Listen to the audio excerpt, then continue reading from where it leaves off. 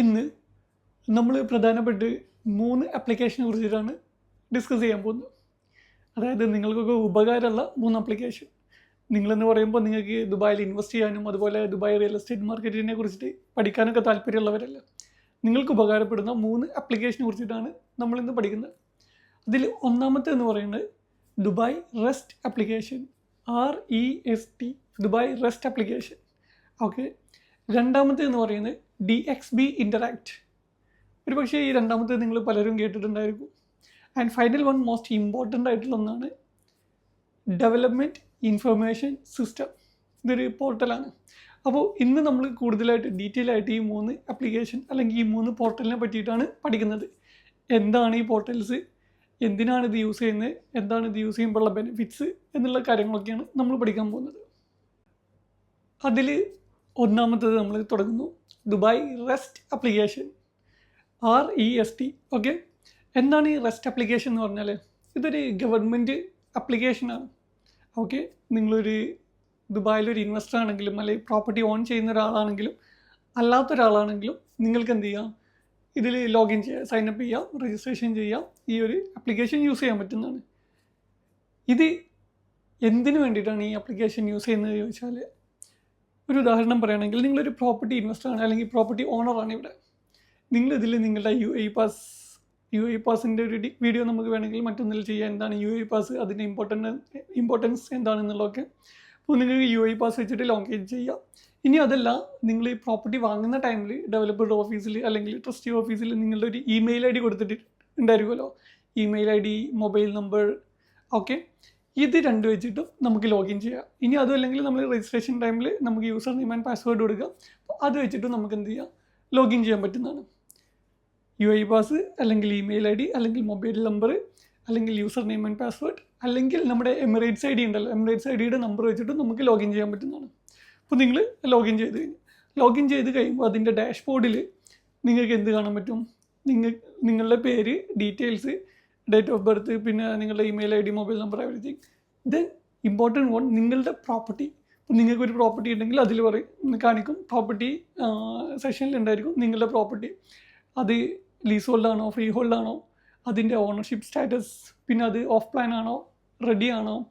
ഇപ്പോൾ of plan ആണെങ്കിൽ അതിൻ്റെ കൺസ്ട്രക്ഷൻ പ്രോഗ്രഷൻ എന്താണ്, അതിൻ്റെ സ്റ്റാറ്റസ് എന്താണ്, പിന്നെ അതിലുള്ള ടൈപ്സ്, അതിൻ്റെ configurations, A to Z details അതിൽ കാണിക്കാൻ പറ്റും. പിന്നെ നിങ്ങൾക്ക് എന്തെങ്കിലും ആ ലൊക്കേഷൻ വിസിറ്റ് ചെയ്യണമെങ്കിൽ വരെ നിങ്ങൾക്ക് അതിൽ വെച്ചിട്ട് അപ്പോയിൻമെൻറ്റും കാര്യങ്ങളും എടുക്കുക, ഡെവലപ്പറുടെ ഡീറ്റെയിൽസ് എല്ലാം കാണാൻ പറ്റും. പിന്നെ നിങ്ങൾക്ക് നിങ്ങളുടെ പ്രോപ്പർട്ടി സെല് ചെയ്യണമെങ്കിൽ അല്ലെങ്കിൽ ഒരു പ്രോപ്പർട്ടി വാങ്ങണമെന്നുണ്ടെങ്കിലൊക്കെ നമുക്ക് അതിൽ ഓപ്ഷൻസ് ഉണ്ട്. ബാക്കിയുള്ള ഏജൻസിനെ നമ്മൾ കോൺടാക്റ്റ് ചെയ്യാം, കോൺടാക്റ്റ് ചെയ്യാതിരിക്കാം എന്നുള്ള പറയുന്ന ഓപ്ഷൻസും കാര്യങ്ങളൊക്കെ ഉണ്ട്. അപ്പം നിങ്ങൾക്ക് ഈ ഒരു പ്രോപ്പർട്ടി വിൽക്കണമെങ്കിൽ വരെ അതിൽ ഫ്ലാഗ് ചെയ്തിടാൻ പറ്റുന്നതാണ്. എനിക്ക് I want to sell this property എന്ന് പറഞ്ഞിട്ട് അങ്ങനെയൊക്കെ ഓപ്ഷൻസ് ഉണ്ട്. അങ്ങനെ ഒരുപാട് ഓപ്ഷൻസ് വരുന്നതാണ്. ഇനി നിങ്ങൾ റെൻറ്റൽസ് കൊടുത്തിട്ടുണ്ടെങ്കിൽ നിങ്ങൾ എത്രക്കാണ് റെൻറ്റൽ കൊടുത്തിട്ടുള്ളത്, എത്രയാണ് ആ റെൻറ്റൽ കിട്ടിക്കൊണ്ടിരിക്കുന്നത്, എത്ര പേയ്മെൻ്റ് ആണ്, പിന്നെ എത്ര പ്രാവശ്യം നിങ്ങൾ റെൻറ്റൽസ് കൊടുത്തിട്ടുണ്ട്, ഇനി നിങ്ങൾ സെല്ല് ചെയ്യുകയാണെങ്കിൽ എത്ര പ്രൈസിനാണ് സെല്ല് ചെയ്യുന്നത്, വാങ്ങുന്ന എത്ര പ്രൈസിന്, എല്ലാ ഡീറ്റെയിൽസും ഈ ദുബായ് റെസ്റ്റ് ആപ്ലിക്കേഷനിലുണ്ട്. ഓക്കെ. നെക്സ്റ്റ് വൺ എന്ന് പറയുന്നത്, ഞാൻ ഇമ്പോർട്ടൻ്റ് ആയിട്ടുള്ള ഒരു 3-4 സർവീസുകൾ മാത്രമേ പറയുന്നുള്ളൂ, നിങ്ങൾക്ക് യൂസ്ഫുൾ ആവുന്നത്. അതിൽ ഹൺഡ്രഡ്സ് ഓഫ് സർവീസസ് ഉണ്ട്. അതിൽ മോസ്റ്റ് ഇമ്പോർട്ടൻ്റ് ആയിട്ടുള്ള 3-4 സർവീസുകൾ മാത്രമേ ഞാൻ പറയുന്നത്. ഓക്കെ. രണ്ടാമത്തെ എന്ന് പറയുന്നത്, നിങ്ങൾക്ക് ഇപ്പോൾ ദുബായിൽ ഇപ്പോൾ ഒരു ഓഫ് പ്ലാൻ അണ്ടർ കൺസ്ട്രക്ഷനിലുള്ള ഒരു പ്രൊജക്റ്റിനെ കുറിച്ചിട്ട് ഡീറ്റെയിൽ വേണമെന്നുണ്ടെങ്കിൽ അതിലൊരു സെക്ഷൻ ഉണ്ട്, enquiry about project status. Okay. അതിൽ കയറി കഴിഞ്ഞാൽ നിങ്ങളുടെ ആ പ്രൊജക്റ്റിൻ്റെ പേരോ അല്ലെങ്കിൽ ഡീറ്റെയിൽസോ മൊബൈൽ പ്രൊജക്റ്റ് നമ്പറോ എന്തെങ്കിലും കൊടുത്തു കഴിഞ്ഞാൽ കംപ്ലീറ്റ് ഡീറ്റെയിൽസ്, ആ പ്രൊജക്റ്റിനെ പറ്റിയുള്ള ഡെവലപ്പർ ഡീറ്റെയിൽസ്, ലൊക്കേഷൻ ഡീറ്റെയിൽസ്, അതിൻ്റെ കൺസ്ട്രക്ഷൻ ഡീറ്റെയിൽസ്, കോൺഫിഗറേഷൻ ഡീറ്റെയിൽസ്, ഇപ്പോൾ ലേറ്റസ്റ്റ് നടന്നിട്ടുള്ള ഇൻസ്പെക്ഷൻ റിപ്പോർട്ട് വരെ നമുക്ക് അതിൽ നിന്ന് എടുക്കാൻ പറ്റും.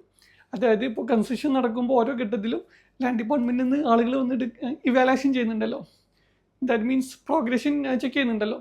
അതിൻ്റെ ഇൻസ്പെക്ഷൻ റിപ്പോർട്ട് നമുക്കൊരു PDF രൂപത്തിൽ അതിന്ന് ഡൗൺലോഡ് ചെയ്യാം. ആ ഇൻസ്പെക്ഷനിൽ നടന്നിട്ടുള്ള പിക്ചേഴ്സ്, വീഡിയോസ് എല്ലാം അതിൽ അവൈലബിൾ ആയിരിക്കും. ഏതൊക്കെ ടൈമിലാണ് നടന്നിട്ടുള്ള എല്ലാ ഇൻസ്പെക്ഷൻ റിപ്പോർട്ടും നമുക്ക് എടുക്കാൻ പറ്റുന്നതാണ്. ഇതാണ് അടുത്തൊരു മെയിൻ. ഇനി നെക്സ്റ്റ് ഒരു ഇതെന്ന് പറഞ്ഞാൽ, ഇപ്പോൾ നിങ്ങൾ ദുബായിൽ ഒരുപാട് ബ്രോക്കേഴ്സ് കോൺടാക്ട് ചെയ്യുന്നുണ്ടായിരിക്കുമല്ലോ നിങ്ങൾ. അപ്പോൾ നിങ്ങൾക്കൊരു ബ്രോക്കർ ജെന്യൂൻ ആണോ അല്ലെങ്കിൽ ലൈസൻസ്ഡ് ആണോ അല്ലെങ്കിൽ അവരുടെ ട്രാൻസാക്ഷൻസും കാര്യങ്ങളെല്ലാം ചെക്ക് ചെയ്യാൻ വേണ്ടിയിട്ട് ഇതിലൊരു ഓപ്ഷൻ ഉണ്ട്, എൻക്വയറി അബൌട്ട് ലൈസൻസ്ഡ് ബ്രോക്കേഴ്സ്. നിങ്ങൾ അതിൽ കയറി കഴിഞ്ഞാൽ എന്ത് ചെയ്യാൻ പറ്റും, നിങ്ങൾക്ക് ഇപ്പോൾ ആ ബ്രോക്കറുടെ പേരടിച്ച് നോക്കിയാൽ അല്ലെങ്കിൽ അവരുടെ കമ്പനിയുടെ പേരടിച്ചാൽ ആ കമ്പനിയെ പറ്റിയിട്ടുള്ള കംപ്ലീറ്റ് ഡീറ്റെയിൽസ്, അവരെന്നാണ് സ്റ്റാർട്ട് ചെയ്തിട്ടുള്ളത്, എന്തൊക്കെ ട്രാൻസാക്ഷൻ ചെയ്തിട്ടുണ്ട്, അവിടെ എത്ര ലൈസൻസ്ഡ് ബ്രോക്കേഴ്സ് ഉണ്ട്, ടു സെറ്റ് കാര്യങ്ങൾ നിങ്ങൾക്ക് എന്ത് ചെയ്യാൻ പറ്റും, അതിൽ നിന്ന് മനസ്സിലാക്കാൻ പറ്റും. ഇതേപോലെ ബ്രോക്കർ കാർഡ് വരെ അതിൽ നിന്ന് ഡൗൺലോഡ് ചെയ്യാൻ പറ്റും. നിങ്ങൾക്ക് ഈ ബ്രോക്കേഴ്സിനെ കോൺടാക്ട് ചെയ്യാൻ പറ്റും. അങ്ങനെ ടു സെറ്റ് കാര്യങ്ങൾ ചെയ്യാൻ പറ്റുന്നതാണ്. ഇതാണ് ഇതിലുള്ള മെയിനായിട്ടുള്ള 3-4 പോയിന്റുകൾ. ബാക്കിയും ഒരുപാട് ഫീച്ചേഴ്സ് ഉണ്ട്. റെൻ്റൽസിൻ്റെ കാര്യമാണെങ്കിലും റെൻ്റൽ ഇൻഡെക്സ് ഒക്കെ നമുക്ക് ഈ ആപ്ലിക്കേഷൻ മുഖേന ചെക്ക് ചെയ്യാൻ പറ്റുന്നതാണ്. ഒരുപാട് ഓപ്ഷൻസ് ഉണ്ട്. ബേസിക് ആയിട്ടുള്ള നിങ്ങൾ അറിഞ്ഞിരിക്കേണ്ട 2-3-4 ഓപ്ഷൻസ് മാത്രമാണ്, ഫങ്ഷൻസ് മാത്രമാണ് ഞാനിതിൽ ഇപ്പോൾ പറഞ്ഞിട്ടുള്ളത്.